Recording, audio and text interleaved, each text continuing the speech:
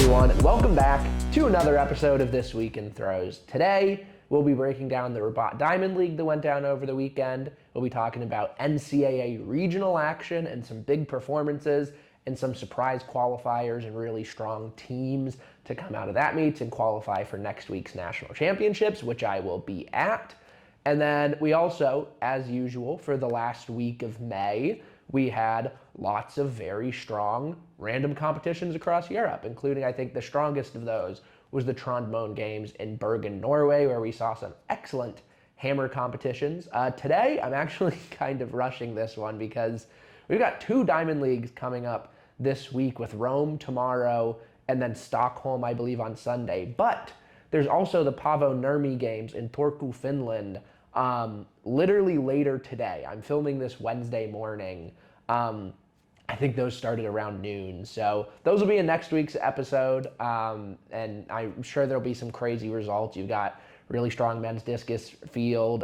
Cameron Rogers is competing. So there's going to be some good stuff to talk about next week, including two Diamond Leagues. So look forward to that episode. But like I said, today we got Rabat, we got regionals, we got random European stuff. We've got a very interesting return that's in the mix that we'll talk about later. And thankfully, we don't really have any very sad world athletics news to talk about. So let's get right into it. The Rabat Diamond League down in Morocco was the biggest competition of the week. And like I alluded to last week, it's a 3 throwing event Diamond League. So that's always a fun one. We had women's disc, men's shot, and men's jav on deck. The first time we've seen men's jav on the Diamond Leagues. Now, 3 Diamond Leagues in, we've already seen every single throwing event take place. So that's good to see. Unfortunately, it's weird having a Diamond League without some crazy, unbelievable, historic, absolutely mind-blowing mark. Like in Shanghai/Kekyao, we had Jessica Schilder going 21:09 in the women's shot. First time we'd seen a woman over 21 meters in almost 14 years. And then in Xiamen, Yan Ziyi, the 18-year-old sensation, goes 71:74, the second best mark in the history of women's javelin, like I said, the day after her 18th birthday. And this one, what a letdown. And I'm obviously being a bit facetious because it was not a letdown at all. We had some really, really impressive marks. We'll start with women's discus and Valerie Sion, 68:75 in round 6 to win. By her standards, a bit of a slower start to this comp for Val. I think she was leading the whole way, but she was like in the 66s through the first 3 rounds. But then by the end of the day, she has a 68:75, a 68:08, a 67:51, and a 66:84 on her resume. So at this, I mean, it's like 5 years now of Val just doing this every week. And I don't really know how to find interesting takeaways because it's just Val being Val. I think, you know, the loss in Ramona was, I think, a shocker to a lot of people, but it's clear that she has not let that linger at all, and she's very quickly been able to move past that and start setting up another ridiculously long win streak. I do think, especially with the person who finished second in this one, Jorinda van Klinken, going 66:72. Like, I do think this is, on a consistent basis, people are getting more competitive with Val, and the field behind her is just getting better and better this year because there's some really strong, really young athletes that are still growing that we'll talk about further down in this field. But, I mean, for right now, like, Val is still... One loss doesn't change anything. Val is still the queen. Val is still basically untouchable on a meet-to-meet basis. Jorinda does finish second, like I said, 66:72, backs it up with 66:21. And really encouraging for Jorinda, a 2.5 meter improvement from what we saw out of her a week ago, or a week before this one in Xiamen. And she posted afterwards on Instagram that she had missed, quote, weeks of training in discus with a knee injury. So I don't know, she specified like in discus, so I don't know if that means like she'd been lifting normally and throwing shot normally, but just something about discus wasn't working. But regardless, like missing any sort of training kind of explains the, I mean, she still threw 64 mid, I think, or 64 high. So it's not like she threw terribly in Xiamen. But I do think that's kind of below the standard that we expect from her on a weekly basis now, which I'm sure she would agree with, and is obviously a really good spot for her to be in, and a testament to how good and how consistent she's been recently. And so I think her sharing that after showing market improvement from the first Diamond League to the second one, I think it's obviously a very good sign, and Jorinda is like hands down the European favorite, especially with Sandra Elkasevich unfortunately missing this season. And so that can be a really big kind of title, a feather in her cap, so to speak. But yeah, it was good to see a mark this big out of Jorinda. Speaking of good to see a mark this big, Lagi Saga-Collins, the 2023 world champ, huge season's best of 65.86, and then later on in the series she goes 65.94. And I mean, that's one of Lagi's like best ever Diamond League marks. One of the best marks of her career, period. So it was kind of a shaky start. I know, like, I talked to Lagi a few months ago, and she was dealing with some injury stuff this offseason, so she wasn't 100%, didn't have a perfect fall. And so, you know, like last year at this time, we had seen her break 70 for the first time in Ramona. And obviously, she didn't go to Ramona this year. But her first couple meets were like a little shaky. I mean, solid, like 62s, 60s, but nothing crazy. And then this performance, seeing 65 high on the board once and then once more, very encouraging for Lagi as she continues to build consistency, which we really saw her able to find as the season went on last year. And so Lagi seems to be in a very good spot as we enter June and enter really the summer circuit starting to pick up. Sierra Jackson, speaking of finding consistency, Sierra Jackson in this one finished fourth. She went 65 meters on 2 throws and 63 meters on 2 throws. And so far this season, she's competed 5 times.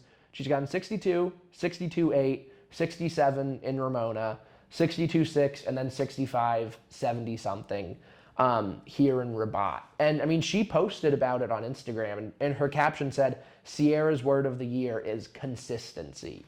And it's so unbelievably encouraging that she's been able to find that this year. Because even last year, like, she won NCAAs, but her first attempt, which, I mean, it was a championship record, like a 2-meter PB, she almost threw 66 meters. I believe that was her only legal throw of the series. And she did the same thing at pre, I think, where she threw almost 68 meters. Like, her PB isn't what she threw in Ramona in April. Her PB is from the pre-classic last year when she finished second, just behind Val Sion. But I'm pretty sure that was also like her only legal throw of the series. And she had like fouled out of regionals at the NCAA before in her career. So she showed this boom or bust ability that really, I guess, was only rivaled by Rachel Richardson last year, who is someone I've also talked at length about how her building that consistency this year has really been able to take her to the next level. But for Sierra, just like seeing her be able to put out these really good marks, meet in and meet out, especially in Diamond League settings, just kind of gaining this experience. Unbelievably exciting to see, especially because she's only 23 years old still. Like, it's not like she was some like super senior who graduated college really old. Like, she's really young. And she's already one of the best Americans in history. And if she continues this acceleration of just hitting these marks more often and more often and more often, it's the same kind of philosophy I talk about all the time, where if you bring the baseline up, then that brings the ceiling up too. And it puts, if your bad throws or bad meets or just even just average meets are like around the like 64, 65 meter mark, but you're not really having those drop-offs, I feel like that gives you a lot more potential to hit something really big on days where things all line up. So I'm super excited to see the way that Sierra has been able to progress this year. And for the young Americans in this field, I mean, I think Erica Beistel, she really impressed me going 64 meters in Xiamen. Little bit of a, not as impressive of a day here in Rabat, but she still went, I think, 61.9, which for like her second international meet, her second Diamond League, that's really strong. Jaden Ulrich threw, I think, like 63.5 at this one. And Jaden, Erica, and Sierra are all, I think, 23. But that just young crop of American women's discus throwers right now that's still developing, and we still should see them getting better every year. Cannot wait to see what that looks like as we come around to the Olympics in 2028. Like those Olympic trials, as you get, that might be Val's like last one. Maybe she could push to Brisbane in 2032. But if you get Val and Loggy and then those three with more development, who knows, Jasleen Massey, who's almost throwing 60 meters as a high school senior now, like who knows where she'll be in 2 more years. And there's just a whole lot of women that I promise you I'm just kind of blanking on right now. But the U.S. Olympic trials in the women's discus could be an absolute show. Shouldn't even say could be. It will be an absolute show, the 2028 Olympic trials, and I cannot wait for that. Moving to men's shot now, it was a lot of the same field that we saw in Xiamen a few days ago, where Rajindra Campbell took a big win and a Jamaican national record. Ryan Krauser finished third in his season opener. Jordan Geist finished in between those two. But you added Joe Kovacs into the mix, and Joe Kovacs, in his outdoor opener, goes 22.58, taking the world lead from Leo Fabry, which I think I said it last week, but I feel like a lot of people forgot that Leo threw 22.50 down in South Africa. It was in like January, so in the middle of the indoor season. But that was still technically the world lead up until this point. But Joe takes that away in his opener, and really strong series otherwise for Joe. That was his only time over 22, but then he goes 21, 96, 95, 76, 57, 56. Like he ended with the 4 best throws of the competition, and I think 6 of the 7 best throws of the competition. So really strong day for Joe, especially after an indoor season that ended on a pretty sour note. I don't think I've seen him or Ashley talk about like kind of what happened at US indoors, but that was like his worst competition in years, and he didn't make the team. And like I feel like when I talked to Joe in December, and that was kind of when it was announced that he would be contesting a full indoor season and targeting world indoors. And I think when that happened, like everyone, I mean, it's only a two athlete team to go to world indoors. I think we had 3 this year because Josh Awatunde had a bye somehow. I think from the world indoor tour. But I feel like a lot of people just kind of assumed Joe would immediately make that team. Like, especially with Ryan not contesting indoors, Peyton wouldn't be throwing indoors. Like, I feel like a lot of people kind of just immediately placed Joe on that team. And then that was one of the biggest surprises of the entire indoor season in the entire sport of track and field was Joe's off day at US indoors. And that was the last time we had seen him. So seeing him come out, immediately dispel those demons, or however you want to phrase that, immediately coming back and going 22.58, which is really, really big. Like, if his name was Jovax and he threw that, he'd be 14th in world history, I think. So Joe's still Joe. Don't let the indoor season fool you. And Joe's still going to be putting out really incredible marks. Step forward for Ryan Krauser in this one, baby steps. He goes 21.59, which is almost 20 meters ahead of where he was in Xiamen. He takes second. And the Americans go 1, 2, 3, 4 in this one. Jordan Geist, 21.56 for third. Roger Steen, 21.52 for fourth. And, I mean, it's a diamond league. Leo Fabry was there. Tom Walsh was there. There were some top guys, which we'll talk about later, who were not competing in Rabat. But you think about a US 1, 2, 3, 4 without the reigning US outdoor champion in Josh Awatunde, without Peyton Otterdahl, who's made the last 3. Did Peyton make the team for Budapest? I think so. Yeah. Who's made 4 of the last 5 US outdoor teams, and Peyton Otterdahl. And Trip Hippery, who's still building back from his season. He made the US team last year. world indoor medalist in 2025. He finished 8th in this one, almost back over 21 meters this season after dealing with injury in the offseason. I mean, it's been this way for a long time, but it is still kind of just mind-boggling to think about how dominant American men's shot put is. It's pretty sweet. The final event we had in the Rabat Diamond League was men's javelin. Good field, but the marks weren't necessarily anything crazy. Anderson Peters takes the win in his season's best of 86.08, so the world silver medalist, showing he is in great form already. The world leader, Umesh Patharaj Thuranga, out of Sri Lanka, went 85.97. So he takes second in this one, and it's 3.5 meters off of where his world lead is, but like I think this is still the 3rd or 4th best mark of his career.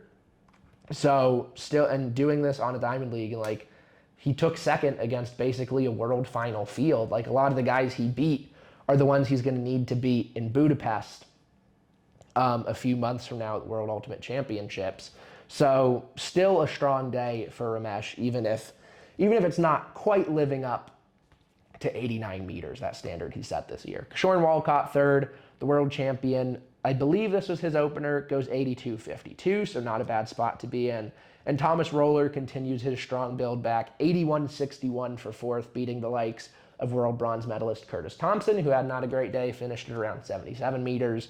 So yeah, this one, I mean, not some crazy marks or anything, but for the first Diamond League of the year, early season for a lot of these guys, openers for some of them. I mean, we will take 86, almost 86, 82 mid, and 81 mid any day of the week. That's not bad by any means. It's not like last year when we were seeing some Diamond Leagues won at like 83 meters. That was a little rough, but we're doing better this year.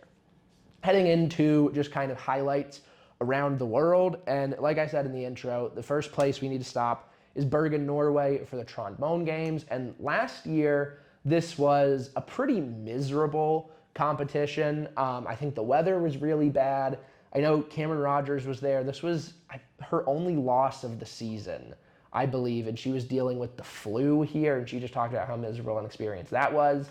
Thankfully, it seems like the weather was a little more cooperative. Doesn't seem like anyone was sick, because, man, these hammer competitions in Bergen were pretty incredible. On the men's side, Thomas Mardal threw a PB of 78.66, and he finished in 6th. 78.66.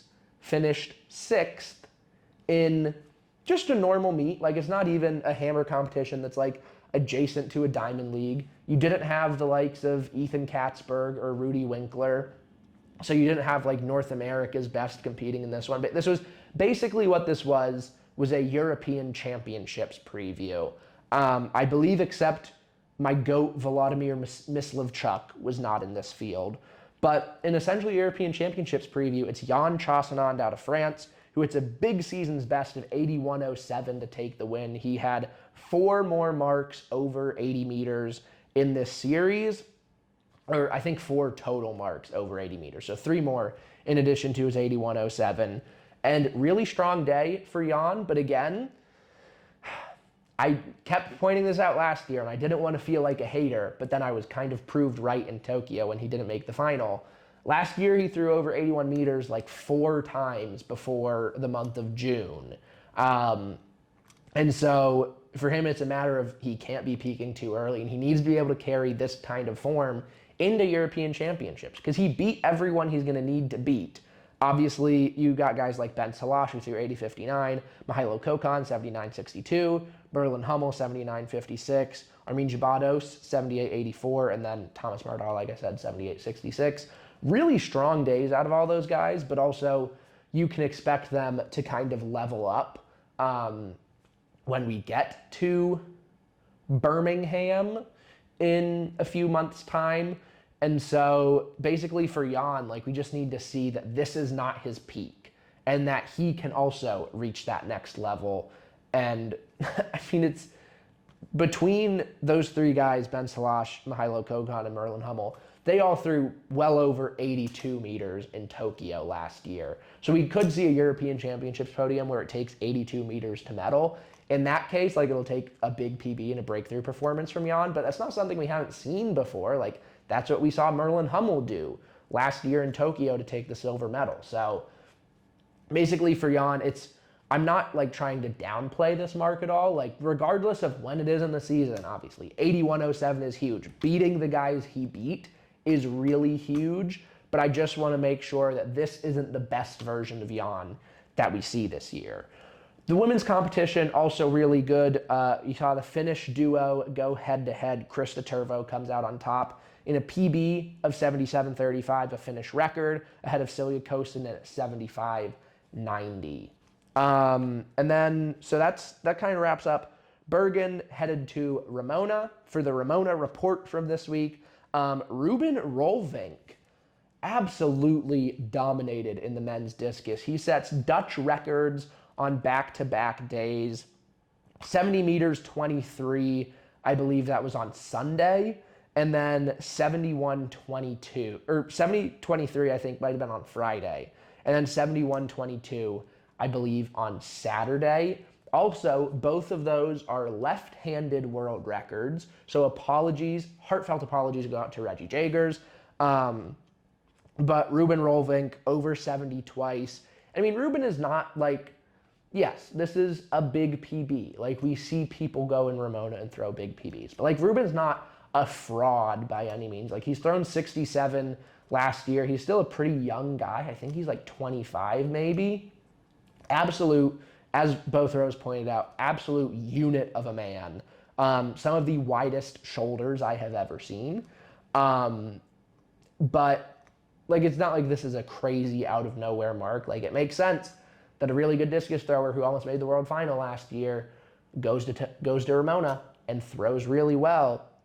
Especially cool seeing just kind of this mark out of a lefty in a place like Ramona. I assume this was in like a lefty competition where Caleb was picking the ring to kind of tailor to lefties. Otherwise, if he threw that into a righty wind, that is just unbelievable. But really strong stuff out of Ruben. And then Shaquille Manuelson, who's the guy who lost the Dutch record over the weekend. He goes 65 meters, or 67 meters on back-to-back days. Almost those identical marks.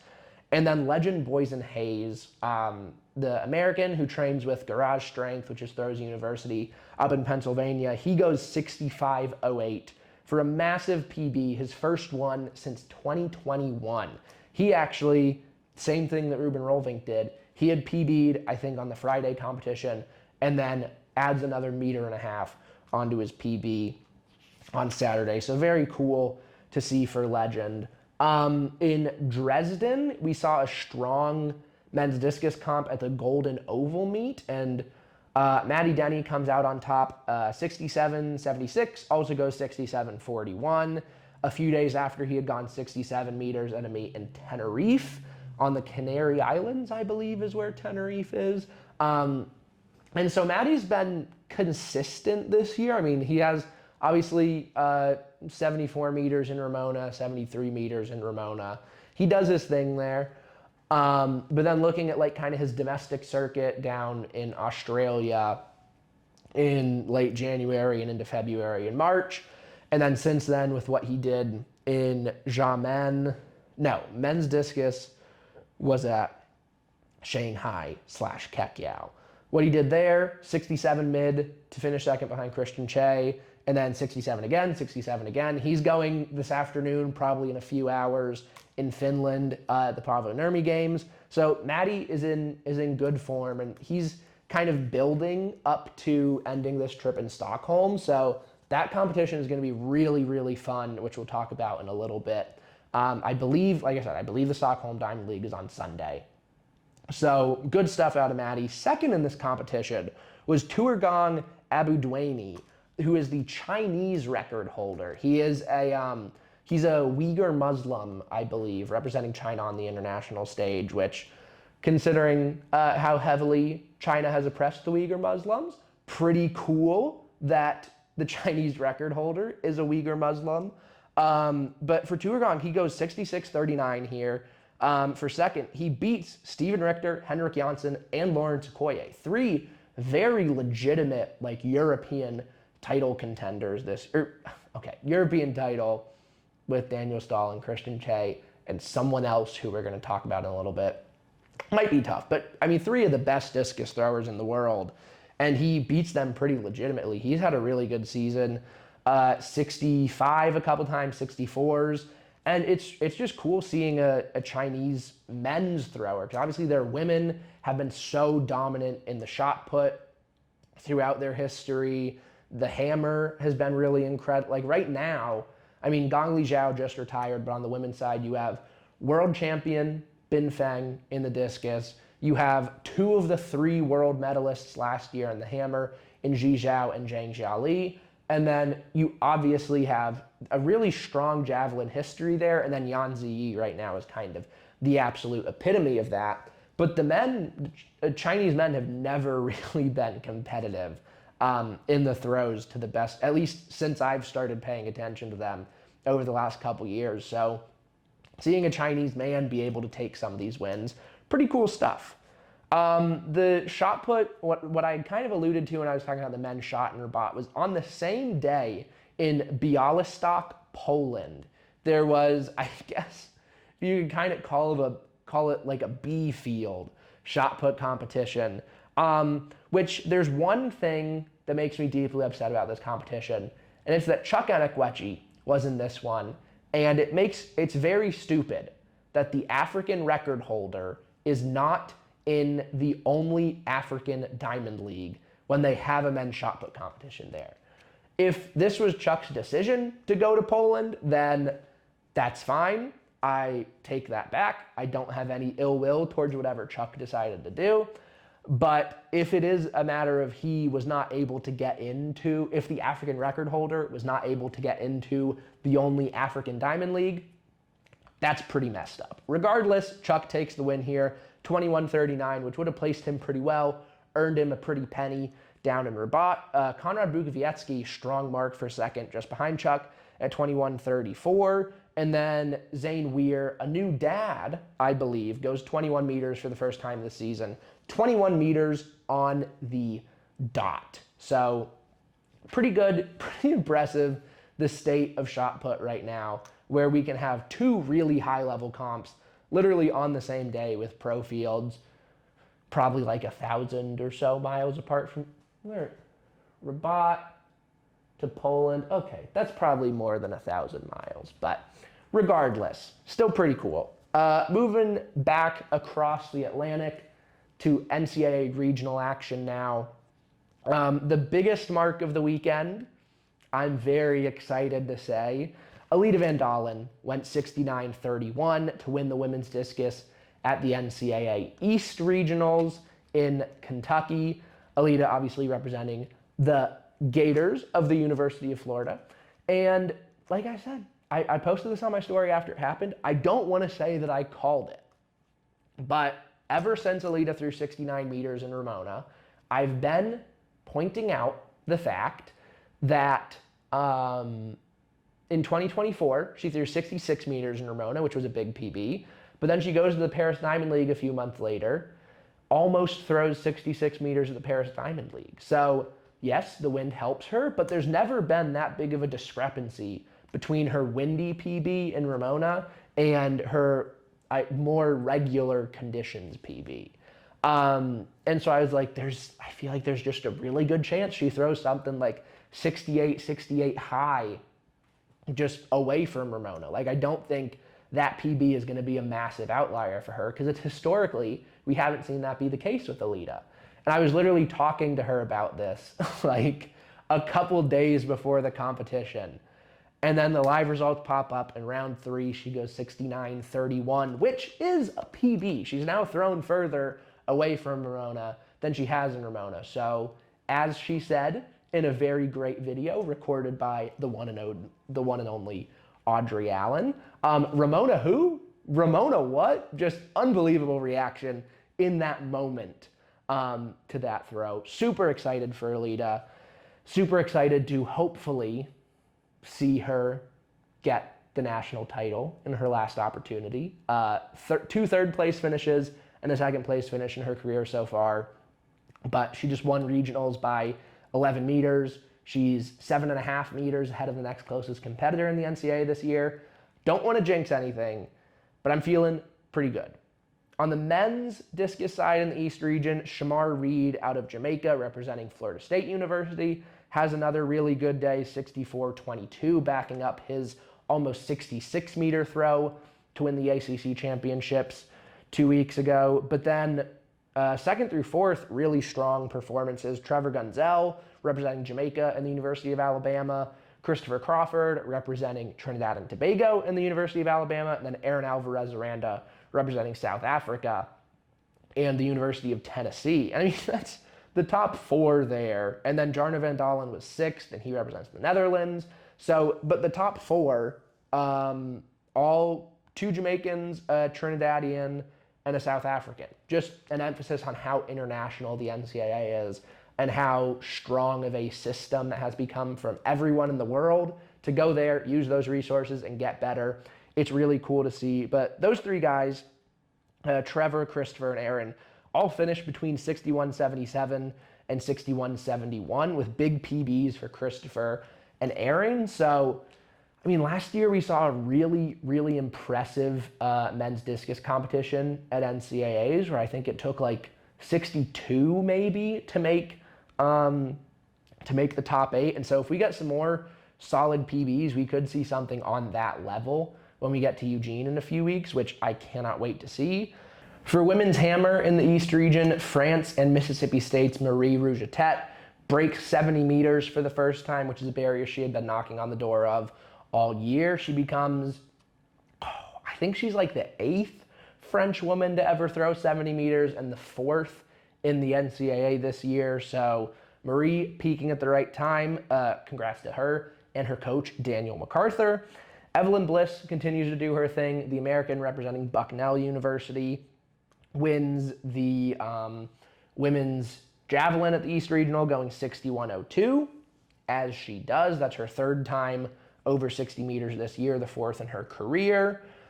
Jessica Oji took the women's shot put title, the freshman representing Nigeria, 18.26 for the University of Pennsylvania. Shout out to the Quakers. Jessica has just been so consistent this year, which I got the chance to talk with her after Tom Jones. Absolutely phenomenal person, so much fun.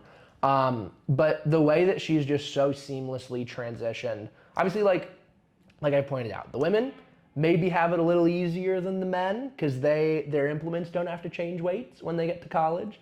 So those transitions can be, I guess, a little more seamless, but still really impressive to see the way she just easily goes, or at least she makes it look easy. The way she goes from one of the best high school shot putters ever to immediately one of the best collegians in the NCAA. And she is just getting started, and just another really good day for Jessica as she's headed off to her first outdoor nationals. Headed to the West region now, the men's hammer. The loss of Tarek Robinson O'Hagan in this one will definitely be felt heavily in a few weeks at nationals, but we should still have a ridiculous competition because Texas Tanner, Anulis Montserranis, and Ryan Johnson all went 74 meters, all finished within about half a meter of each other at the West Regionals. They go 1, 2, 3. Also, pretty clear. You know, it's just regionals. They aren't necessarily showing all their cards yet. So we've seen just absolutely insane things the last 3 years in a row, honestly, in the hammer at NCAAs with people just stepping up and throwing massive PBs. And it's like, if you like every year we just reset it for like, this is the deepest hammer competition in NCAA history. No, it's this one. No, it's this one. And so losing Tarek definitely takes away from that a little bit, but between these three guys, it will be so much fun. And that's like the first final of the entire week. I love the way, especially in the beautiful hammer sector at Hayward, it's just such a good way to really set the tone for the week for the men. And then the women have the same thing on the next day. And this competition is absolutely going to be incredible. And so I will be posted up there on the fence in Hayward on that hammer ramp, just giggling probably at how many 77 plus meter throws we're going to see. It's going to be a lot of fun. Ashley Erasmus out of USC representing South Africa went 18.30 For a PB, she finishes second in the West Regional in the women's shot put, just behind Alekna Johansson. Tough one to beat. But for Ashley, she moves up to 5th in African history. And there are 8 African women that have ever thrown 18 meters in the shot put.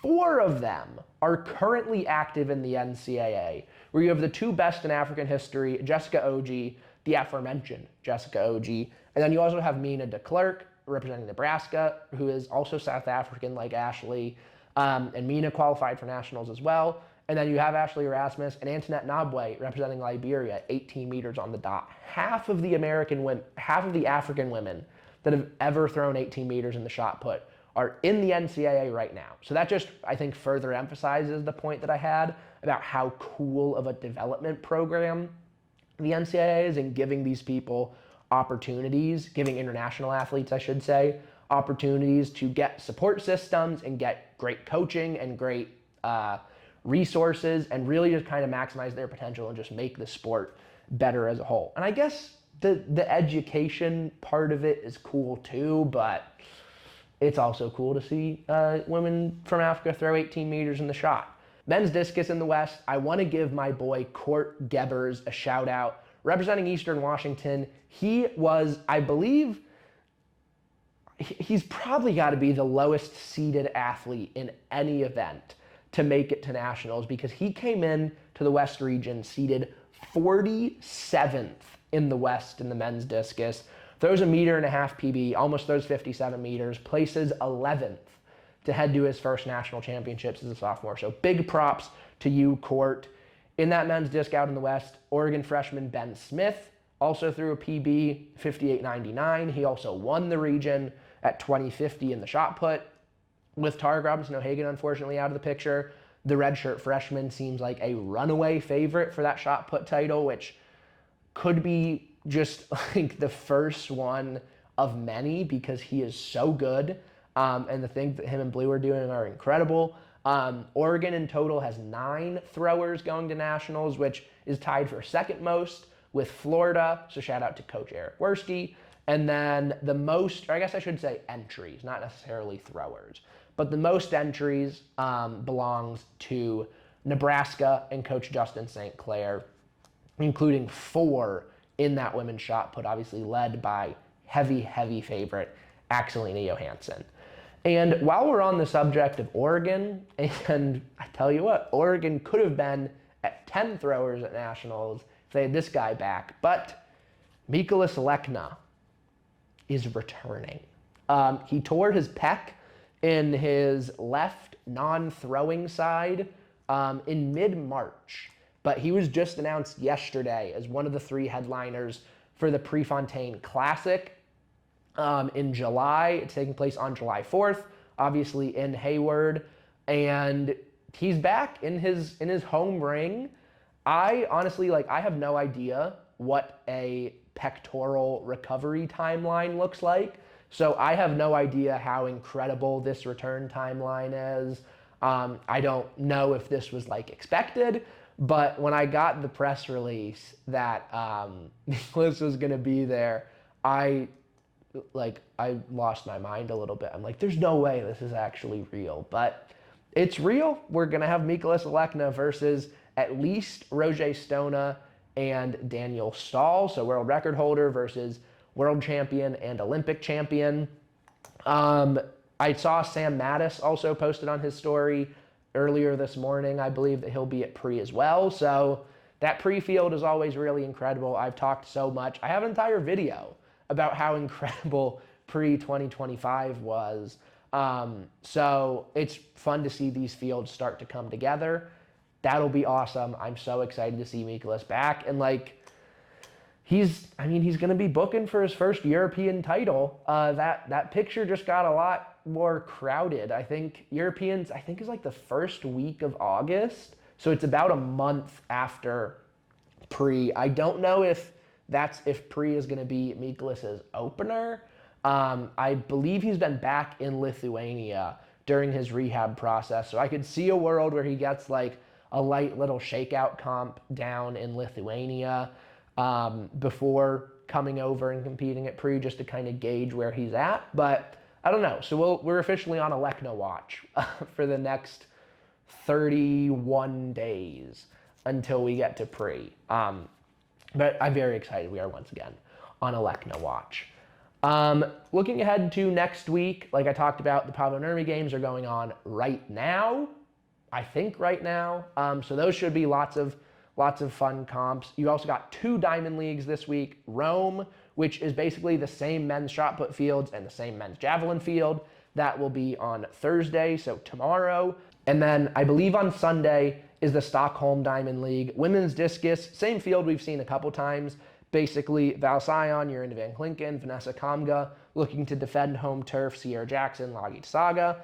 And the women's shot put, pretty much everyone is there. Everyone is also competing in Turku today. So that should be a pretty fun one with Chase, Sarah, Jessica, Fanny Roos, I believe Yamisi Mabry is her new married last name, no longer Ogunleye, so congratulations to you, Yamisi. But that field, they're all competing today, and then I believe basically all of them are competing Sunday. And then finally, you've got men's discus. Once again, basically everyone. Daniel Stahl, Maddie Denny, Christian Che, Alex Rose, Roger Stona, Henrik Janssen.